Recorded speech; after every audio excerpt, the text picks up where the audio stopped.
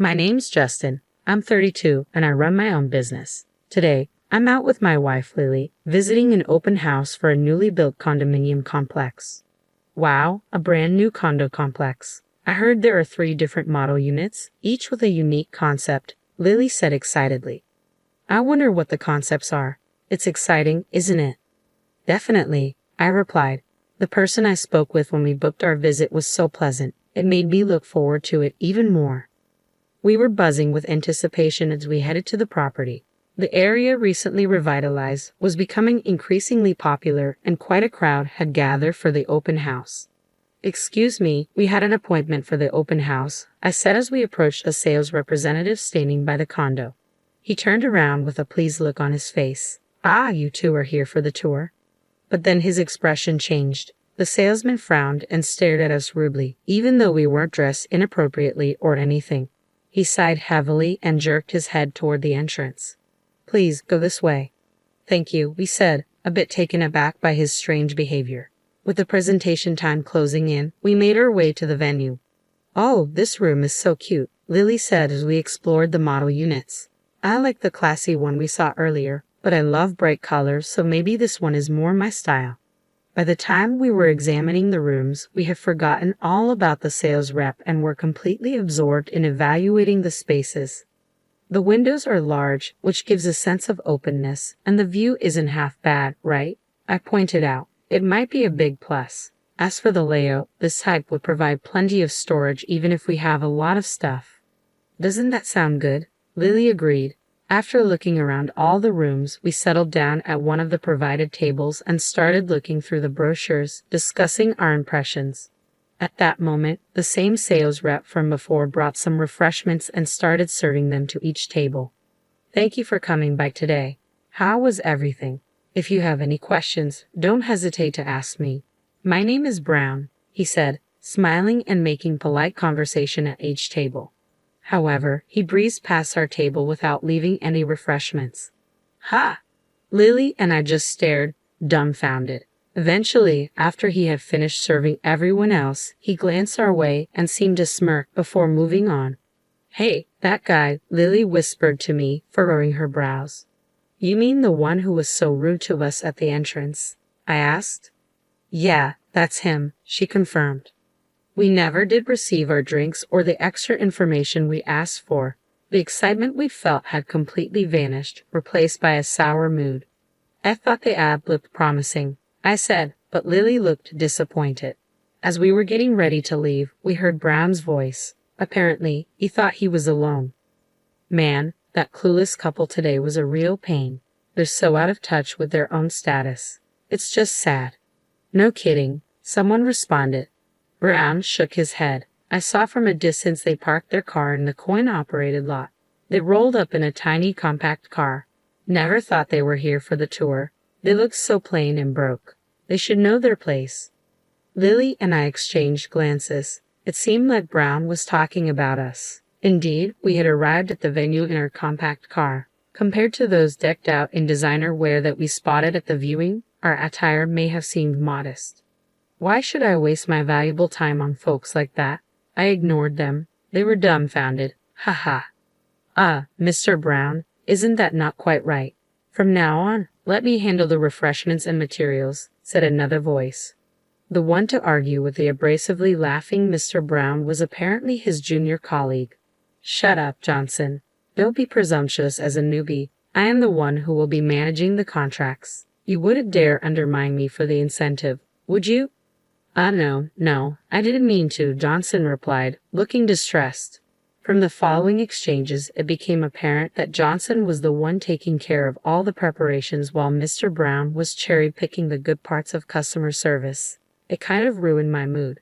On the way home, Lily let out a sigh. Since we remember these things, let's pass on this apartment today. It's a shame because the show suite was so nice, but it just doesn't feel right.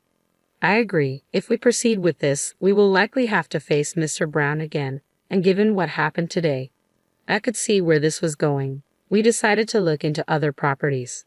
After discussing it for 2 weeks, Lily called me over. Justin, what do you think about this property? She asked, pointing at the PC screen. It's a bit over budget, but I'd like to go and see it. Only a few units left, huh? You're weak for these marketing phrases, Lily. You always end up buying things that say limited edition, even sweets. As I teased her, she laughed and said, "Don't compare it to sweets." We quickly clicked on the button to book a viewing. However, the day of the viewing brought back the nightmare. It happened when we arrived at the venue and tried to get the documents. You gotta be kidding. Give me a break, a familiar voice rang out with a slight tongue click. When we turned towards the sound, there was Mr. Brown, who had bad-mouthed us at the previous open house. We didn't expect to see him again so soon. Upon closer inspection, the person we had asked for the documents was none other than Johnson, his junior colleague. I involuntarily pulled my hand back from taking the documents. Johnson, who seemed not to remember us, looked puzzled. Then Mr. Brown interjected. "Excuse me, what is your profession?" His rude question irked me, but I decided to see how he'd react first. "I'm self-employed." "Ha!" Mr. Brown scoffed, not even bothering to hide his mocking expression. "This place is out of your league. It's a waste to even show the last unit on the top floor to people like you." "Got it." Mr. Brown, with an air that suggested we should leave quickly, started to turn us away with his dismissive behavior. I was the one to speak up this time. "What does that mean?" Mr. Brown smirked. "Don't get it. It means no poor folks. Understand?" "Sir, please stop it." I'm very sorry. Here are the documents," Johnson said, trying to intervene. "Johnson, stop messing around and don't increase our workload," Mr. Brown snapped, taking the documents from him. "Are you saying we should choose our customers?" "I'm not convinced," Lily confronted Mr. Brown, but he didn't seem to care. Yep. This is a luxury apartment building where high society resides. We decline entrance to the poor," he said, clearly implying we should leave.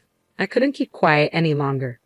"I highly doubt you have the responsibility to screen potential buyers. Could you please call your superior?" I demanded. Mr. Brown just shrugged. "I can't do anything about what you're saying. Like I told you, this property is designed for the affluent upper class. It's not something people like you can afford." His statement was shocking. "Mr. Brown, that's rude to the customers." "Please stop." I'm very sorry." Johnson tried to mediate, but I cut him off. "So we, as a couple, are denied the viewing, right?" Mr. Brown smiled triumphantly. "Exactly," he said in an arrogant tone, gesturing us toward the exit. "I wouldn't even do it as a favor." Lily, who had been silent next to me, finally lost her temper. We left the venue indignantly. "Wait, please," Johnson called after us, running to catch up. "I'm truly sorry. Even though my apologies might not fix anything, I'm really sorry for the terrible rudeness. I don't know how to make it up to you." "Johnson, you should go back." "I'm sorry if I upset you more by chasing after you," I said, shaking my head as Johnson apologized, sweat dripping down his face. "I can see you're a sincere person. Thanks for your concern, but we'll be heading home now. You should go back. Mr. Brown will be mad. Don't worry about us anymore." But, Johnson looked back at the way we had come and then bowed deeply to us again. "Listen, Johnson, we're not really mad. It's okay. We're angry at Mr. Brown. After such a bad experience, we probably wouldn't feel like buying the place even if we saw it. So we're going home, but we haven't given up on finding a property," I explained. Lily smiled and added, "I don't want to see Mr. Brown again. And I definitely don't want to buy a place from someone like him. But if we get another chance, I'd like you to be in charge. Can you do that?" "Yes, of course. I'll make sure to show you our best property," Johnson said, bowing politely again.